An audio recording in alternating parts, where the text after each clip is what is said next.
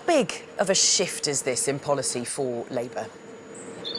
Good morning, Belle. Well, what you've got to remember here is that the Labour Party at its conference last September up in Liverpool actually voted to have a second referendum as one of its options when it comes to Brexit. So Keir Starmer fought for that to be sort of below their own test for Brexit, getting their own withdrawal deal as a backup option. And that was approved by the party. Jeremy Corbyn is someone who believes in party democracy, has fought for it his whole life. But he and John McDonnell immediately the next day sort of turned slightly against the plan. And it's been pretty opaque since then whether or not he does support it. So now, in the face of these resignations, with just 5 weeks to go until Brexit, Jeremy Corbyn has signalled that if his own Brexit plan, which has things like close alignment with the single market, a customs union with the EU, close regulatory and rights alignment, doesn't get through the House of Commons tomorrow afternoon, which it likely won't because he doesn't have the votes to get it through, especially after these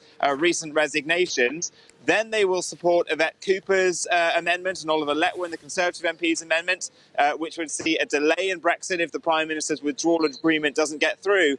And then next month, if that doesn't get through, they would then put down a motion for a second referendum, as their party decided back in September.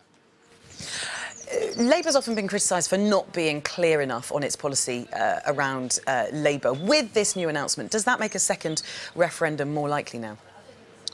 Well, a couple of weeks ago, we were seeing real momentum go behind the second referendum campaign. And even last week, speaking to some of those campaigners, they knew that the steam had gone from their campaign, from the engine. The people's vote, as it's called, seemed less and less likely. But I think now this puts it back on the table as a serious option, because Labour have been constantly criticised as sort of remaining too quiet on Brexit. Jeremy Corbyn in particular, there is a lot of questions about, though he did campaign for Remain during the 2016 referendum, he didn't do it as vigorously as he normally campaigns, as he campaigned for himself to be leader and at the 2017 general election. There's even a suspicion that he possibly didn't vote himself to Remain. So people have been saying, why is he not saying this? And it's because, in effect, his party was very split. There were parts of Labour in the north, in the heartlands, that did vote to leave. But it does seem like there's a growing movement within the Labour Party that now wants to remain. Some trade unions support that, but lots of people say that whilst they may want to remain, the prospect of a second referendum isn't that much of an appealing one. Vincent, very quickly, is this new announcement enough to appease more Labour MPs who might have been thinking of walking out to join the independent group?